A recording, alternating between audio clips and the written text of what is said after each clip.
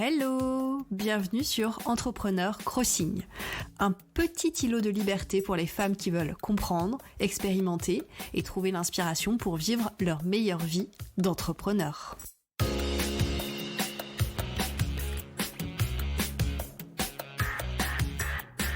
Je suis Caroline Imbert et une fois par semaine, nous explorons les différentes pratiques, théories et questions qui vont t'aider à développer sereinement un business qui te ressemble. Et pour la dose d'inspiration, j'invite une fois par mois une entrepreneure à partager ses propres trucs et astuces. Allez, c'est parti pour l'épisode du jour. Hello, hello! Comme d'habitude, je suis ravie de te retrouver pour ce nouvel épisode de podcast. J'espère que tu vas bien depuis la semaine dernière. Alors moi là aujourd'hui, pour te donner un petit élément de contexte, il est 18h24. J'ai eu une journée assez chargée, mais il se trouve que là, je ne sais pas pourquoi, j'ai plein d'énergie, je suis une petite boule de nerfs, j'ai grave la motivation, donc je me suis dit, allez, enregistre ton épisode de podcast. Donc c'est parti. Et aujourd'hui, on est dans un épisode un petit peu spécial, c'est un épisode bilan. J'en ai déjà fait un autre, et j'ai aussi un troisième article de blog bilan disponible sur mon site internet. C'était avant que je commence à enregistrer les podcasts. Donc, si tu me suis depuis un petit moment, t'as probablement dû voir passer ces articles bilan sur la gestion de mon temps et de mes émotions. Et du coup, si on parle en termes de podcast, l'épisode numéro 7 est consacré à un de ces bilans. Et je te mets les liens vers les articles de blog et l'épisode de podcast dans les commentaires. Je viens de relire l'article que j'ai publié en juin 2022, donc il y a quelques mois, et je me suis dit qu'une petite update sur la gestion de mon temps pouvait être utile à toi. Car je sais que je suis pas la seule à jongler entre mes clients et mon projet professionnel personnel pour développer mon entreprise. Alors je suis actuellement en pleine expérimentation, mais j'ai tout de même un petit peu de recul pour te faire un point d'étape et peut-être te donner de nouvelles idées pour gérer ton emploi du temps. Le partage d'expérience, moi, je trouve qu'il n'y a que ça de vrai pour se reconnaître et glaner des petites astuces à droite à gauche et peut-être des prises de conscience également. Pour commencer, je vais d'abord faire un petit point d'où viens-je, où vais-je, qui suis-je, pour que tu puisses bien comprendre la suite. Il faut que tu saches que depuis 3 ans, je jongle entre un gros client pour lequel je travaille sur des campagnes de financement participatif pour des projets ludiques, donc tout ce qui est jeux de société, jeux vidéo, jeux de rôle sur table et tous les objets qui sont autour de ces univers geeks. Donc ça, c'est mon gros client. Et j'ai des clients plus petits pour lesquels je fais de la formation à la communication ou de la prestation dans le domaine de la communication web. Depuis un petit peu plus d'1 an, j'ai décidé de suivre mon cœur, mon pourquoi et mes raisons d'être pour monter un programme de formation en ligne pour accompagner les entrepreneuses comme toi à définir et atteindre leurs objectifs professionnels. Mon objectif de départ, c'était de sortir ma formation début 2022. Bon, finalement, elle sortira le 7 novembre 2022, donc bon, j'ai 10 mois de retard, y a pire quand même, non ? D'ailleurs, j'en profite pour faire un petit instant promo qui va être très rapide. Cette formation, elle est sur les raisons d'être et les objectifs et elle te permet de définir de A à Z tes objectifs pour qu'ils soient les plus motivants possibles et que tu les atteignes. Et j'ai un petit lien qui se trouve dans la description de l'épisode qui te permet de t'inscrire à la liste d'attente de cette formation qui sortira le 7 novembre et qui va te faire bénéficier d'un petit cadeau si tu es inscrite sur cette liste. Et je referme l'instant promo pour continuer à te parler de mon expérience. Donc tu as l'essentiel des informations qui vont te permettre une compréhension optimale de la suite de cet épisode. On continue donc en parlant d'un sujet dont je parie qu'il te concerne, le retard dans tes projets. Avec the grosse question. Pourquoi 10 mois de retard pour lancer ma formation ? Alors c'est une vaste question. Bon, j'ai bien une réponse qui me vient immédiatement à l'esprit, et qui est bien entendu totalement incorrecte, c'est à cause de mes clients bien sûr. J'avais beaucoup trop de choses à faire pour eux, et donc j'ai pas pu dégager du temps pour moi. Bon, je pense que t'as compris l'ironie dans le ton de ma voix, hein. Et ce que je peux rajouter, c'est qu'en disant ça, je fais surtout plaisir à mon ego, parce que je décharge toute la responsabilité de mes actes sur les autres. Et pourquoi je le dis, c'est parce que c'est fort possible que tu te dises la même chose à propos de tes projets. Bon, ce qu'il faut savoir, c'est que dans la plupart des cas, cette croyance elle est totalement fausse, hein. Et pour avancer, va falloir mettre en place la lampe frontale, prendre une bonne grosse pelle et creuser dans notre petite tête. Et du coup, tu te doutes que si je le dis aujourd'hui, c'est que j'ai commencé à faire le travail et que je peux regarder ma situation avec un petit peu de recul et expliquer une partie du pourquoi et la solution que j'ai adoptée. Donc la première vraie explication qui me vient en tête, c'est que j'ai mal géré mon temps. Mais bon, en fait, c'est toujours pas le véritable problème et je t'explique pourquoi. Pour ça, back to 2021, année durant laquelle je me suis fait coacher pour une problématique de gestion du temps justement. Et à l'époque, c'était pour concilier mon blog de cuisine geek et mon activité professionnelle. Et très rapidement dans le coaching, je me suis rendu compte que la gestion du temps, elle avait bon dos quand même, hein, et que dans 99% des cas, c'est pas du tout une problématique de gestion du temps qui nous ralentit, mais c'est quand même une problématique beaucoup plus profonde.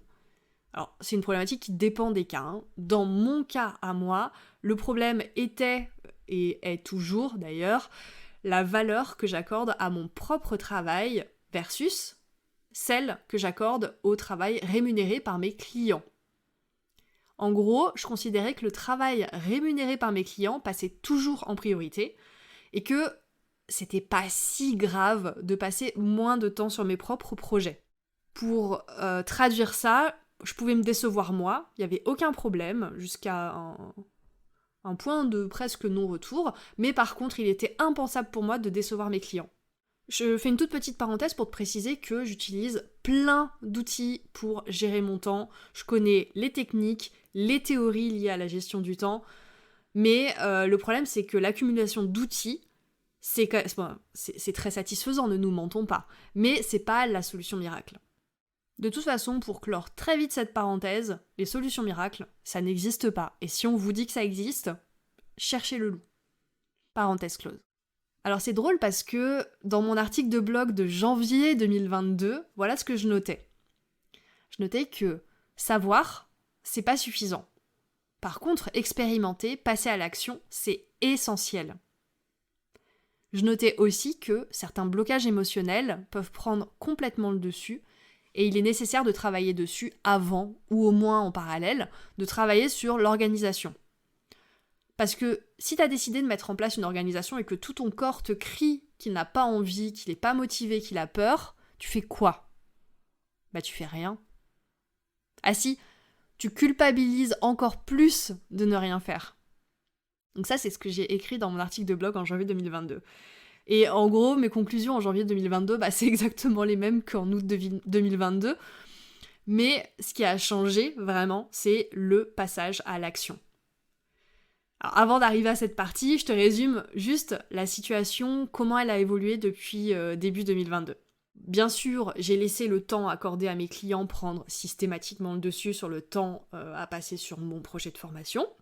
Ça a généré chez moi un énorme sentiment de frustration que j'ai plus ou moins bien enfoui au fond de moi, hein, la team déni total, tu te reconnais, hein, n'est-ce pas ? Ce sentiment de frustration, il a ressurgi de manière sourde et diffuse pendant la première moitié de l'année, donc c'était totalement gérable, désagréable, mais gérable.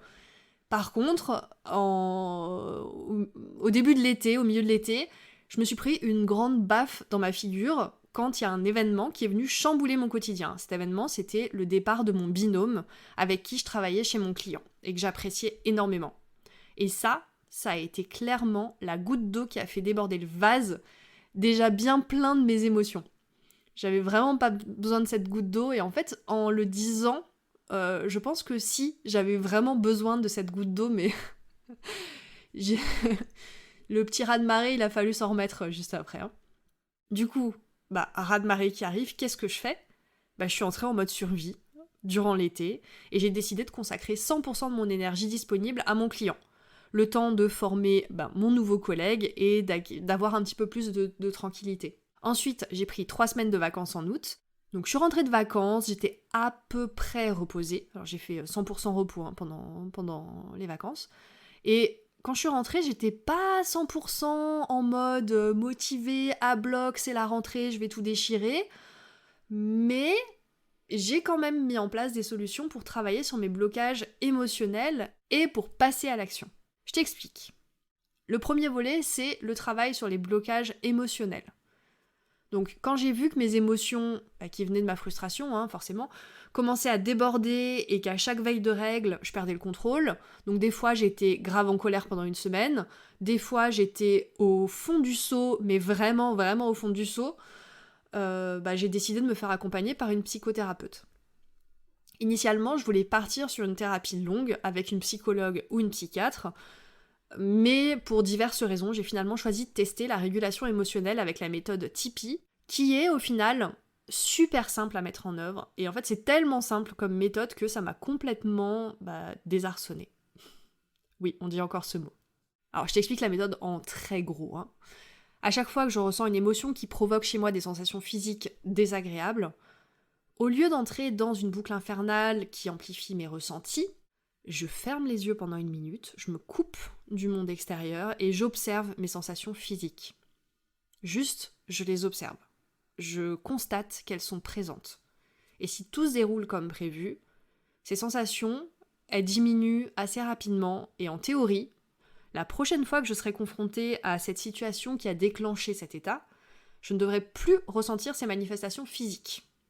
Et donc, mieux gérer émotionnellement. J'ai bien conscience que mon explication est ultra schématique et qu'elle nécessiterait beaucoup plus de détails et de nuances, mais je pense que tu as compris le principe. Je précise à toute fin utile que j'ai fait quelques recherches et que les principes de cette méthode, ils semblent pas être scientifiquement démontrés au moment où je te parle. Ceci étant dit, les mécanismes qui fondent cette théorie me semblent être assez cohérents avec ce que j'ai pu lire sur le fonctionnement du cerveau, et je ne vois pas de danger à appliquer cette méthode, ni aliénation, ni dérive sectaire. Alors peut-être que je suis passée à côté de quelque chose. Je suis pas du tout infaillible, et si c'est le cas et que toi t'es au courant, surtout, viens en discuter avec moi, je serais très curieuse d'avoir tes informations. Et bien sûr, si jamais toi aussi tu veux faire appel à cette méthode, je t'invite à te renseigner par toi-même et à voir si c'est ce que tu as envie de faire ou pas. Ceci étant dit, le fait est que cette méthode, en fait, elle m'a bien aidé à reprendre le dessus.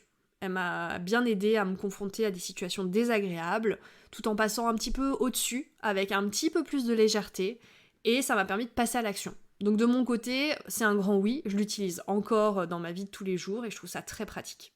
Donc, le travail sur les émotions, c'est très bien, c'est très utile, mais c'est que la première partie du plan.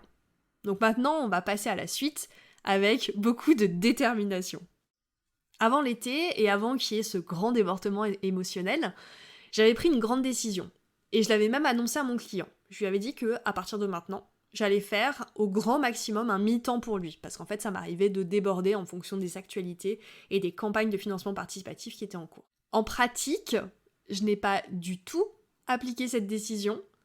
Et j'ai laissé allègrement les missions clients absorber mon énergie, mon temps, le tout bien sûr avec un maximum de frustration.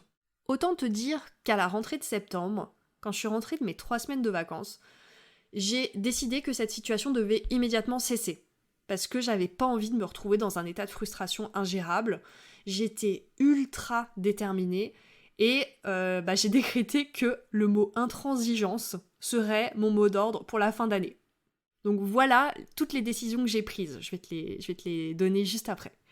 Première décision, segmenter mon emploi du temps en demi-journée.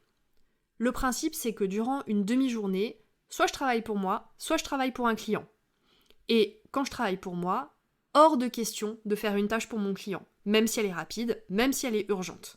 J'essaye vraiment d'être inflexible sur ce point, parce qu'il m'a déjà mis dans la panade. Toi-même, tu sais, la tâche qui devait durer 5 minutes, que tu faisais hop comme ça, et qui au final t'a mangé une bonne heure. Voilà, tu vois, je pense que tu sais de quelle tâche je parle. Ça, c'est la première décision, segmenter mon emploi du temps en demi-journée. Ensuite, chaque vendredi, je prévois la semaine qui suit.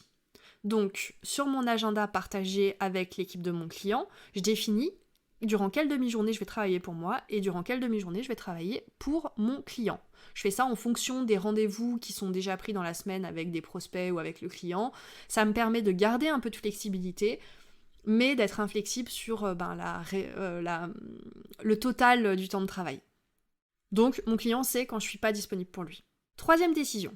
Redire à nouveau à mon client que cette fois, j'allais appliquer mon mi-temps maximum. Et vraiment, j'ai un client qui est formidable, qui a accueilli tout ça avec beaucoup de compréhension et de bienveillance, et qui m'a même dit que déjà un mi-temps c'était formidable et qu'ils étaient bien contents. Donc vraiment, cœur sur toi. Décision suivante. Demander à mon compagnon de faire le point avec moi tous les soirs pour s'assurer que je tiens bien mes engagements de répartition du temps. Mettre ce petit point obligatoire pour me forcer à respecter mes engagements et avoir quelqu'un qui peut me remettre sur le droit chemin si ce n'est pas le cas. Dernière décision, annoncer publiquement la date de lancement de ma formation et détailler tout mon plan marketing de lancement avec des dates butoirs.